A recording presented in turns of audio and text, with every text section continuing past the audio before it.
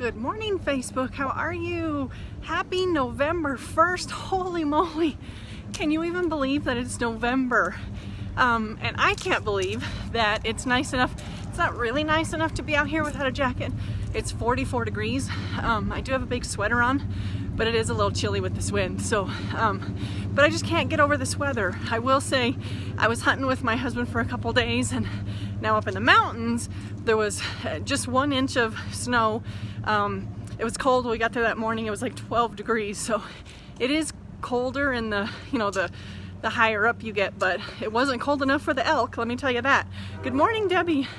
We did not see any elk at all. So anyway, elk, well, I guess elk season isn't over, but the bull elk is, at least for my husband. I don't know a lot about it. I just know that's what he said. Anyway, so it's November 1st. What are you guys up to? What are your goals? Sorry that the light keeps getting really weird. So, have you made your goals for November? Have you sat down and tracked everything? How did your October finish? And you guys know this means like anything. I talk to a lot of you about weight loss goals, fitness goals, business goals, just all kinds of stuff. So this is not just business related, but how did October go for you? If you had set, some weight loss goals, how did that go? If you set some personal goals, like I want to feel this way, I want to do this and this, how did it go? I had some great things that I improved upon in October. Losing weight was none of them. Not even, and I know I talked to you guys a lot about, sorry, I don't know what's going on with this light. Not just about losing weight, but inches, whatnot. Yeah, I did bad on the whole thing. Weight, inches, size, the way I felt. Anyway, you guys saw, if you saw the post the other day after I took Piper for a walk, I'm just tired of it. I don't feel good. I've been being very lazy.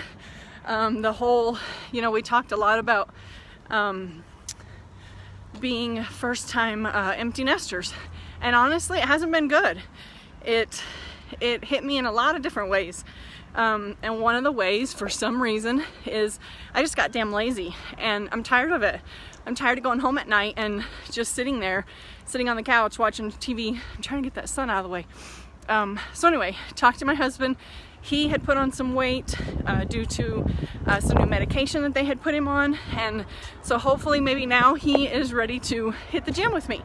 It's super hard to come home at night, and it may not, he doesn't say anything, it's just personally how I feel, which is another funny thing. Like, you're learning, like, you don't know what actually is going on, but the story that you make up in your head, a lot of times is 100% worse than it really is. He may not care at all, but in my mind, like, now that there's no kids, I feel like as soon as he gets home, like, I need to be there. And I can even be there and be on the treadmill or whatever, but I can't be there with him and say in the workout room. That's different than, like, I have my treadmill set up right next to where he sits on the couch and the TV, and I feel like you're kind of there together, right? And it's probably just a conversation I need to have, like, how do you feel about this? Trust me, it's not that I feel like I need to be home making a wonderful meal. He does most of the cooking. He's a much better cook than I am. So it's not that. I just feel like I need to be there. And like I said, he may not care at all. Half the time, it's just the story that we're making up in our head. So that's what I need to talk to him about, is like, how do you feel? Because here's my story. But anyway, I'm just tired of it. Whether I do it with him or I do it by myself. Yesterday, I wanted to go sign up back up at the gym. I have all the stuff at home to do it. I'm just not doing it. So clearly, I need to go to the gym. So I'm going to make that change in November. I promise you that. I have not sat down. Well, I did. I sat down and wrote out my goals for November. I wrote out personal ones, business ones, anything from weight to, like I said, how do you want to feel? How do you, it's not all about just huge goals. I'm trying to learn. I'm usually a very goal-oriented kind of person, but I'm learning that that's, it's not all the way life is. So anyway, making new goals, but I have sat down. I've got some huge business goals for November. I just know how this business works, and November it's gonna be amazing. There's gonna be all kinds of specials. not only will they're going to announce some specials tonight, there's going to be Black Friday specials, there's going to be Cyber Monday specials. So anyway, November will be huge for my business, so I know that. So I definitely want to push myself there. And then I want to push myself, like I said, the whole weight loss.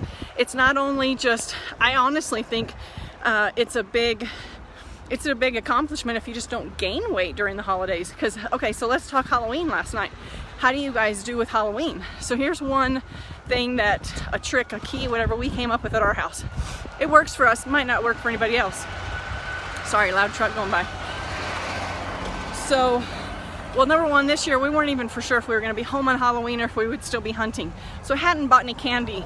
But I will say, I think last year might have been the first year that I did this. I did not buy any candy until October 31st. Many reasons. Number one, if you have that candy at your house, tell me in the comments below. Drop me a candy bar if you ate some of the Halloween candy before Halloween. You know, you ate the candy that's supposed to go to the trick-or-treaters. And then how many of you buy candy that you like? This is one thing I read, I don't remember if it was last night or this morning, from some friends. They always buy the candy that they like, so that if they don't have a lot of trick-or-treaters, they have candy left and they eat it, okay? That's number two thing we do different. When my husband went to get the candy yesterday, he picked some that I like, but nothing that he liked. There was no chocolate whatsoever. If he came to my house, he picked out a few special ones for the special kids we hoped or knew were gonna come by, and they got one of those like big boxes of candy.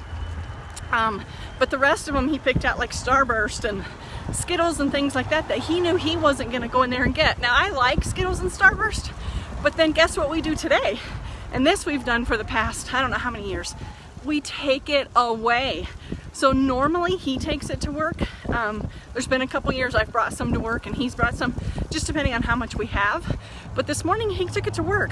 He can put it on his break table, and he works with enough young guys with great metabolism and whatnot, you know. He can put it on that table, and I bet by this afternoon it's gonna be gone. So the other thing is we get rid of it. So we don't buy it until the day of Halloween.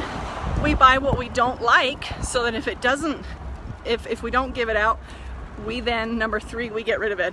So there's 3 tips. I know Halloween is over, but you can still get rid of it. I don't know if Green River does this, you guys. Somebody posted it in the comments, but and if you're not from here, check into this. I don't know how many places do it, but a lot of places, dentists will buy the candy from kids, so much a pound, because they don't want them eating it either. You know, they don't want to have to be treating them for their cavities later. So that's a really cool program. It teaches your kids, you know, the value of money, saving, getting rid of that candy. Anyway, we've done that in the past too. So anyway, those are just, like I said, 3 little tips, that things you can do to not gain the weight over the holiday season. Drop me below what you guys do. So obviously, okay, now it's November, which means Thanksgiving, lots of family, you know, maybe for some of you, for my family, for the Fries, all of the Fries will be getting together for Thanksgiving, which means day after day after day going to my in-laws and having incredible food, incredible amounts of food. So the first thing I do is I got my carb blockers. Always take my carb blockers with me. They're in my purse. You know, just little things. What do you do to set yourself up not to fail? So like today, I know I have lunch plans with some friends, and we kind of pick the place by what you can eat. You know, I love a big salad, so we're gonna go somewhere that there's a big salad bar, and I'll have my carb blockers with me just in case. But you know, it's those little things, now every now and then you want to definitely give yourself, you know, either I don't know what you want to call it. I don't like calling it a cheat meal, but just give yourself a break to live. You know, you gotta live. Like, none of this is worth doing if you're not living. So you definitely want to live. You just don't want to have that, you know, quarter pounder with French fries and a soda every day, or every meal or whatever. But if you've been really good and you have enough willpower that you can break off for a minute and enjoy, you know, whatever with your friends, then hop back on. You know, and you can do so many little tricks, like drinking a glass of water before the meal.